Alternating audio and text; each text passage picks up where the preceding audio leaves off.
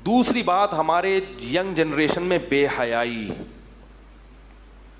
बेहयाई, फुहुश फिल्में देखना, लड़कियों से दोस्तियां लगाना, जिना करना, इसको मुआशरे ने अब जुर्म समझना छोड़ दिया। अफीफ पाक दामन ख़वातीन के फ़ोन आते हैं, मेरे मियाँ की इतनी लड़कियों से दोस्ती, मेरे मियाँ व्हाट्सएप पे लड़कियों से बातें करता है, मेरा मियाँ नंगे जिस्म देखता है लड़कियों के और वो अपनी तस्वीरें भेजती हैं। मुफ्ती साहब अल्लाह का वास्ता समझाएं, मैं बर्बाद हो रही हूँ। ये हराम खोरियों के मज़े थोड़े दिनों के हैं, याद रखो, ये मज़े बहुत जल्द। एक खातून तो इतनी तंग आ गई अपने शोहर से, कह रही अब इस हराम खोर को ऐसे चस्के लग गए लड़कियों के कि अब ये मेरे सामने भी लड़कियों से बात करते हुए शर्म नहीं करता। और औरत लड़ती है तो तलाक की धमकियां देता है। तो मैं उससे कहता हूं इस हराम खोर को मज़े उड़ाने दो। थोड़े दिनों में जब ये बुढ़ा हो जाएगा ना, बुढ़ा, ठरक बाकी रहेगी मगर ताकत ख़त्म हो जाएगी, फिर ये सिसकियां ले ले के हराम खोर मरेगा। थोड़ा सा गुस्सा आ रहा है, माजरत के साथ। ये हराम खोर कैसे मरेगा? बुढ़ा जिसने जिना ना छोड़ा हो ना, उसका बुढ़ापा बड़ा गंदा होता है, याद रखो। चेहरे पे नहूसत, जिना की कुव्वत ख़त्म, लेकिन जज्बा उसी तरह। किसी भी नफ्सियाती डॉक्टर से पूछ लो, जिसने जवानी में इन हराम खोरियों से तौबा नहीं की, बुढ़ापे में उसमें ये ठरक ख़त्म नहीं होती, कुव्वत ख़त्म हो जाती है, मगर उसमें जिना की ख्वाहिश पहले से ज़्यादा बढ़ जाती है। बूढ़ा आदमी अगर जवानी में तौबा के बगैर बुढ़ापे तक पहुंच गया, उसको अल्लाह दुनिया में जलील कर देते हैं। ऐसे कॉल्स भी हैं, बेटा परेशान है, मेरा अब्बा बुढ़ा हो गया, 75 साल का हो गया, फिर भी लड़कियों का पीछा नहीं छोड़ता, बदनाम कर दिया पूरे मोहल्ले में, कर कुछ नहीं सकता, मगर फिर भी जैसे बकरा भागता है ना बकरियों के पीछे, इस तरह औरत देख के उसके पीछे भागता है वो। ये अल्लाह की तरफ से दुनिया में सजा मिलती है इन हराम खोरों को। मेरे भाई, अल्लाह ने पैदा किया है, वो तुमसे सवाल करेगा क़यामत के दिन। कुल लिल मुमिनीन यग़ुज़्ज़ू मिन अब्सारिहिम, अल्लाह ने तुम्हारे लिए तुम्हारी बीवी को हलाल किया है, उसके अलावा कोई औरत तुम्हारे लिए हलाल, बोलो भाई, नहीं है। कोई लड़की फोन पे से हंस हंस के बात करती, बोले मैं शरीफ आदमी हूं, मैं बिका हुआ आदमी, बोलो भाई नहीं हूं। कल मेरी भी बेटियां हो सकती हैं, मेरे भी बेटे हो सकते हैं। जब बेटों को पता चलेगा हमारा बाप लड़कियों से दोस्तियां लगाता है, बातें करता है, उन बेटों के दिल में बाप का कोई तकद्दुस रहेगा? कोई इज्जत रहेगी बाप की? जिस शख्स ने अपनी ख्वाहिशात पे कंट्रोल नहीं किया, याद रखो, वह न दीन का ना दुनिया का। अल्लाह ने निकाह का रास्ता दिया है, निकाह का। लोग मुझे फेसबुक पे ताने देते हैं कि मौलवी जो है ना, ऐसे ऐसे ताने कि ये हर वक्त निकाह की बात करता है और ये औरतों की बात करता है। हज़रत हकीम अख्तर साहब रहिमहुल्लाह ताला बहुत बड़े बुजुर्ग थे, सारी ज़िंदगी बदनज़री के ख़िलाफ़ बयान कर कर के दुनिया से चले गए।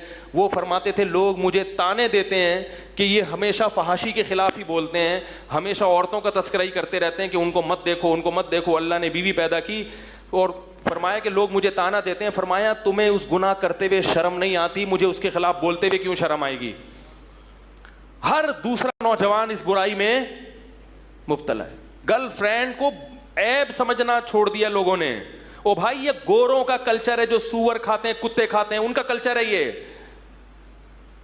लड़कियों से दोस्तियां लगा के उनसे इंजॉय करना और उनके साथ पार्कों में घूमना, ये किसका कल्चर है? ये सूअर खाने वालों का कल्चर है। ये उस कौम का कल्चर है जो अल्लाह उसके रसूल को नहीं मानते। ये उस कौम का कल्चर है जो बूढ़े वालिदैन को ओल्ड हाउस में जमा करा देते हैं। ये उस कौम का कल्चर है जो बुलूगत से लेके 50 साल की उम्र तक सैकड़ों हजारों बार जिना करते हैं, मगर घर बसाकर औलाद पैदा करने के लिए तैयार नहीं होते। वो इंसानों की नस्ल बढ़ाने के लिए तैयार नहीं है। जो इस काम के लिए तैयार ना हो कि इंसानों की ग्रोथ हो, उससे आप क्या खैर की तवक्को रखोगे?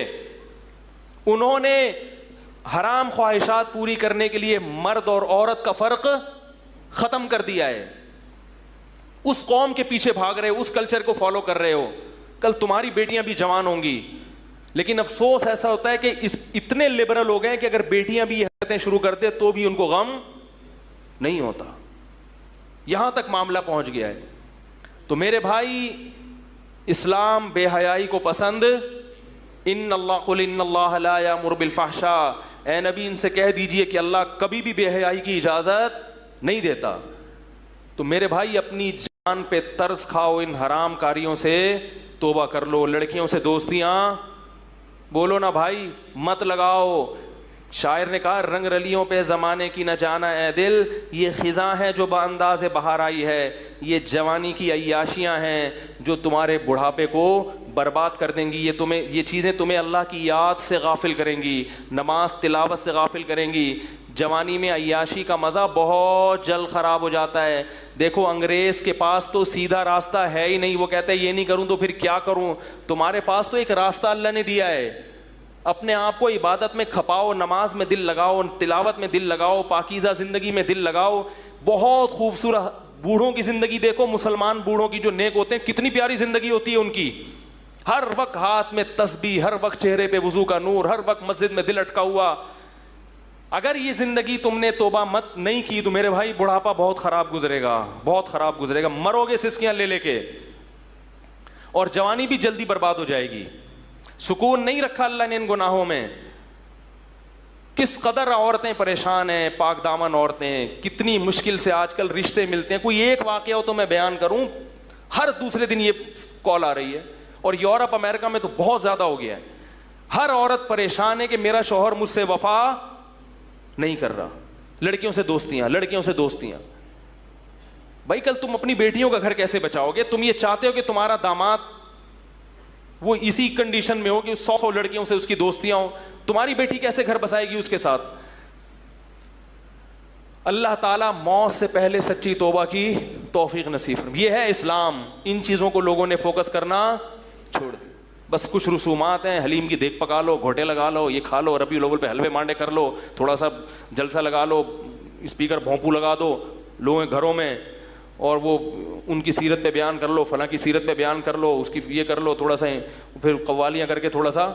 मैं वो जाता था उसमें एक्सप्रेस टीवी में ना रिकॉर्डिंग के लिए, तो मैं कुरान की रिकॉर्डिंग करता था, तफसीर की। एक दिन मैं ज़रा जल्दी पहुँच गया, तो जहाँ मैं रिकॉर्डिंग कर रहा था वहाँ कव्वाली चल रही थी। तो जो लोग मेरे दर्स में टोपी पहन के बैठते थे ना बड़ी तमीज़ से, वो नाच रहे थे। मैं अजीब है ना, मैंने कहा भाई ये क्या? तो वो कव्वाली चल रही, टिशन टिशन नाच रहे हैं। जैसे ही उनका टाइम ख़त्म हुआ वो सब टोपियाँ पहन के मेरे सामने बैठ गए। मैंने कहा ये क्या हो रहा है भाई? तो बीबी तमीज़ा का वज़ू है।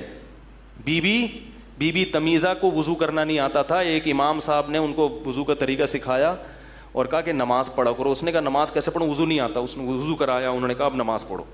नमाज शुरू कर दी उसने। वो चले गए। 10-15 साल के बाद इमाम साहब का उस गांव से गुजर किया। उन्होंने बीबी तमीज़ा से पूछा, हाँ भाई नमाज़ पढ़ रही? उसने कहा अल्हम्दुलिल्लाह 10 साल से एक नमाज क़ज़ा नहीं हुई। उन्होंने कहा अच्छा वज़ू भी करती हो ना? उसने कहा वो तो आप करा के चले गए थे, वो तो आप करा के चले गए थे। तो बीबी तमीज़ा के 10 बच्चे हो गए मगर उनका वज़ू नहीं टूटा। तो आज भी मुसलमान का तकवा नहीं टूटता। वो लड़कियों से गप्पे मारे, इंटरनेट पर फोश फिल्में देखे, कुलीग जो लड़की साथ बैठी उससे सुबह शाम हेलो हाय करे, मगर हज भी करेगा और उम्रा भी कर लेगा और सारे काम हो रहे हैं, और सलातो सलाम भी पढ़ लेगा, और जनाब अच्छी अच्छी बातें भी कर लेगा बैठ के। इसका तकवा टूटने का नाम